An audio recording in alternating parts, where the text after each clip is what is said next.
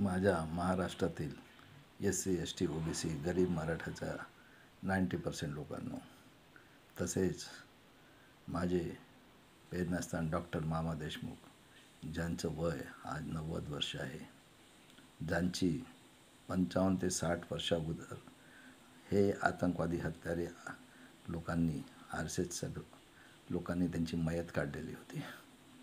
तसेच doctor Kharat sir, त्यानंतर माझे भागीदारी मोर्चातले प्राचासाहेब भानुप्रतापजी, बलराज मलिक, रतनलालजी, लक्ष्मण यादव, सर्व माझ्या भागीदारी मोर्चाचं मित्रांनो, त्यानंतर जेवढे काही हिस्ट्रीचे डॉक्टरेट झालेले आहेत, सायन्सचे डॉक्टरेट आणि लॉचे डॉक्टरेट झालेले, army chief, navy chief, air force chief आणि जे पण माझे फौजी लोक रिटायर झाले आहेत बिचाऱ्यांचं 2000मध्ये आतंकवादी अटल बिहारी वाजपेयींनी पेन्शन बंद केलेले, आणि जगातील जेवढे मानवतावादी कंट्री आहेत त्या सर्वांना मी आज सांगू इच्छितो.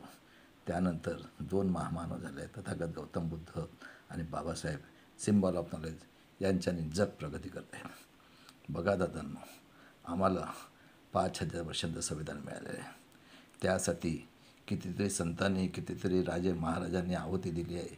आणि मनुस्मृती म्हणजे काय आहे, मनाप्रमाणे वागायचं. हे आर्य हत्यारी यहुदी आतंकवादी लोक यांचा हेड होता तो पुष्पशुंग यांनी बुद्धचे जे प्रचारक होते त्यांची हत्या करून शराव नदीत डोकं टाकलं आणि एवढी दहशत तयार केली.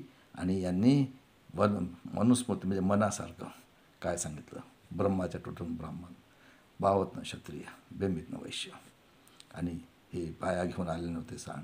यांनी काय केलं दादांनो, यांनी वर्णव्यवस्था तयार करून ब्रह्माचं तोंड ब्राह्मण, वैश्य, क्षत्रिय आणि आमच्या 7000 जाती बनवून आमच्या आया बहिणाचं भोग करायचं. जो शिकेल त्याच्या कानात शिसा टाकू आणि जो बोलेल त्याला आम्ही मारू. त्यावेळेस आणि आजची परिस्थिती पण तीच आहे हे मी टॅली करून देतो. आणि राजकारण, लोकशाही म्हणजे ही वेश्या व्यवसाय हे प्रूव्ह करून सांगतो त्यांच्याच तोंडातनं.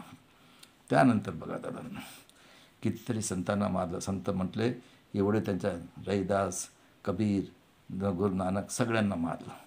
आणि त्यानंतर पहिली क्रांती डाव्या याच्यामध्ये सतीप्रथेमध्ये जिवंतसुद्धा जाळलं आमच्या आईबहिणींना. त्यानंतर डाव्या संत झालेत. आणि त्यानंतर ज्ञानेश्वर महाराजांसुद्धा यांनी समाजाबाहेर हाकललं, कारण तो ब्राह्मण होता. त्यानंतर 16व्या शतकामध्ये जगसंत स्वस्त तुकाराम महाराज, 1608चा जन्म, 42मध्ये त्यांनासुद्धा मारलं.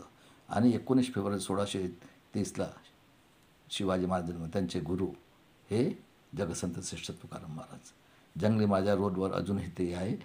तुकारामांचे पाया जगसंत छत्रपती शिवाजीराजे पडत आहेत. त्यानंतर जिजाऊ लढली. आणि बघा, शूद्र समजत शिवाजी महाराजाला काशीच्या गंगाभटांनी एवढा शूर राजाचा पायाच्या अंगठ्याने केलं, त्याला मोल दाम दिलं आणि त्याला बाथरूममध्ये मारलं, पाप केलं म्हणून. म्हणजे बघा किती हुशार आहेत हे लोक. त्यानंतर संभाजी महाराज 32व्या वर्षी 32 तुकडे गेट, 1657चा जन्म. कालच त्यांचा बदला घेतलेला दिवस झाला, 1 जानेवारी 1848ला. आणि बघा दादांनो, एवढा शूर राजा, 10 ग्रंथ लिहिले, एकसुद्धा लढाई नाही हरली. आणि त्याला कपटबुद्धीने पकडून त्याला मारलं. पण महाराष्ट्रातले हे जे आहेत डिक्टेटर, आतंकवादी, हिटलरपेक्षा 200 पटीने डिक्टेटर हे मराठ्यांचा अवलादी, मराठा, निजामी, पेशवाई, राजेशाही, घराणेशाही लोक हे यांचं छंद लागून, त्यांना जो छंद आहे तो छंदात लागून आज, कारण यांची 15व्या शतकामध्ये यांच्या घरी मुनुमजी म्हणून काम करायचे. हे बी जे आहे इंग्रज, मोगल, त्यानंतर हे जे राजा महाराजांना शौक होतं ते. आणि अशा पद्धतीने हे सुद्धा यांच्यात घराणेशाही, राजेशाही. कधीही हे संभाजी महाराजाचा इतिहास कधी सांगणार नाही लोकांना आजपर्यंत. कशासाठी लढले, त्याग केलं, आणि आज बघा काय परिस्थिती करून ठेवलेली आहे. 1950पासून आमच्या इथे लोकशाहीला सुरुवात आहे. कोण बसलेले आहेत सांगा.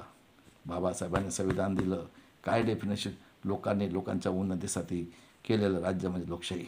आणि एकमताचा अधिकार 1949ला संविधान बनवून जेव्हा दिलं ते म्हणतात आम्हाला काय पाहिजे, मनुस्मृती पाहिजे. आम्ही नाही मानणार. आणि हे दोन्हीही आज जे तुम्हाला दिसत आहेत, काँग्रेस, BJP, जनसंघ, RSS याची हे आणि हा जो NDA आणि इंडिया अलायन्स, हे दोन्हीही हे जगातल्या हिटलरपेक्षा 200 पटीने हे आतंकवादी टेररिस्ट लोक आहेत. आणि हे बघा, आमच्या समाजात शिकलेले लोक नाही, त्यांना हाताशी धरून त्यांना सांगतात ऑर्डरप्रमाणे चालते ना. ज्या समाजात एक जण म्हणतो हे करू, या मला आणि निरपराध लोकांची हत्या करतात. म्हणजे हे हत्यारे लोक आमच्या यांना लवकरात लवकर संपवा दादांनो. आणि सगळे गैरकानून हे दोघं मिळून केलेले आहेत, एवढं तरी लक्षात येऊ द्या. आणि अशा प्रकारे हे आम्हाला गुलाम करण्याच्या तयारीत आहेत. बघा 85% 5 किलोने कोण लोक आहेत. बँकाच्या बँका लुटल्या, सगळ्या शाळा बंद केल्या, बरोबर आहे. तुमचं शिक्षण संपलं, तुमची नोकरी संपली. आज एवढी महागाई पेटवलेली आहे की तुम्ही असेच उपाशी मरणार आहे. आणि हे जे आहेत आर्य हत्यारे आतंकवादी, त्यानंतर संभाजी ब्रिगेड आणि हे जे आहेत जे स्वतःला मराठ्याच्या अवलादी म्हणतात, भाडव्यांनो, एकमताचा अधिकार जो स्वाभिमानी शिकायला 5000 वर्षानंतर आला.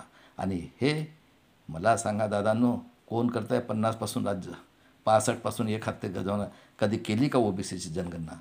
आमच्यावर 50 वर्षापासून STच्या त्याच्यात अन्याय करणार कोण आहे? आणि हा हिटलरचा अवलाद, हिटलरपेक्षा 150 पटीने हा 65पासून हा हे यांना सवय आहे 3 वर्षाच्या पोरीपासून तर 22 वर्षाच्या पोरीपर्यंत. आणि एकसुद्धा तोंडातनं आवाज नाही काढत आहेत. एवढं फ्रॉड इलेक्शन झालेलं आहे. तेव्हा 90% लोकांनो आज अशी परिस्थिती करून ठेवली आहे. आणि मला सांग, हे कावदे कोण आहे? RSS, जनसंघ, BJP आणि काँग्रेस. एक पक्ष प्रणाली, काँग्रेस जाईल, BJP, बरोबर आहे. कॉमन सिव्हिल रूल, तुम्ही आम्ही सारखे कोण आहेत बनवणारे? विरोधी आणि अपोजिशन आणि रुलिंग आणि अपोजिशन केलं कोण आहेत? आजपर्यंतच्या राजकारणामध्ये भारताच्या कोण आहेत? आताही कोण आहे? NDA आणि इंडिया कोण आहेत? तेच आहेत. त्यानंतर EWS इलिगल आरक्षण, जनगणना नाही, क्रिमिनल लावलं. हां, आणि तो चंद्रगुप्त म्हणतो डुकराचा अवलाद, पुष्पशृंगाचा अवलाद. Corporate sector, judiciary, bureaucracy, press media, पूर्ण आतंकवादी लोक. त्यानंतर EWS इलिगल आरक्षण सगळं खतम. CCA NPRमध्ये तुमच्या प्रॉपर्टी लुटणार आहेत. तुम्ही जागृत व्हा लोकांनो, जन आंदोलन करा. एकमताचा अधिकार स्वाभिमानासाठी दिलं होतं बाबासाहेबांनी. शिक्षण गेलं, रोजगार गेलं, सगळं संपलं. आणि EVM ही मनुस्मृती आहे, जगात कुठं आहे का? निघा रस्त्यावर. आणि हरामखोर हा वामन मेश्राम म्हणतो, भोसडीचा हरामखोर, त्यांच्या गांडीला घालून बसतो संभाजी ब्रिगेडसोबत. एवढी करतो तर कशासाठी दिलं एकमताचा अधिकार? शिक्षण, रोजगार आणि हेल्थ, स्वाभिमान. आज काय चाललं आहे 3 वर्षात? बघा ते बीड प्रकरण. तेव्हा महाराष्ट्राच्या लोकांना जागे व्हा आणि जोड्याने हाना. हे जेवढे संभाजी ब्रिगेड आणि याचे त्याचे हे आहेत ना, आणि जेवढे काही आहे शाहू फुले आंबेडकर, बघा पॅन्थरचं नावाने जगणारे 15 वर्षात मारला लाता तरी त्यांच्या मागे फिरतात पॅन्थरवाले. अशा पद्धतीने पुढच्या पिढीच्या भविष्यासाठी, कारण एवढी वाईट परिस्थिती आहे. तुमची पोरगी जर जन्माला येईल ती त्यांच्या भोगासाठी येईल. आणि पोरगं आता जे गर्भ आहे, तेव्हा माझ्या पोरींनो, महिलांनो, तुमचं सगळं संपून तुम्हाला शोषण करण्याचं प्लॅनिंग. अशा प्रकारे जन आंदोलन करा.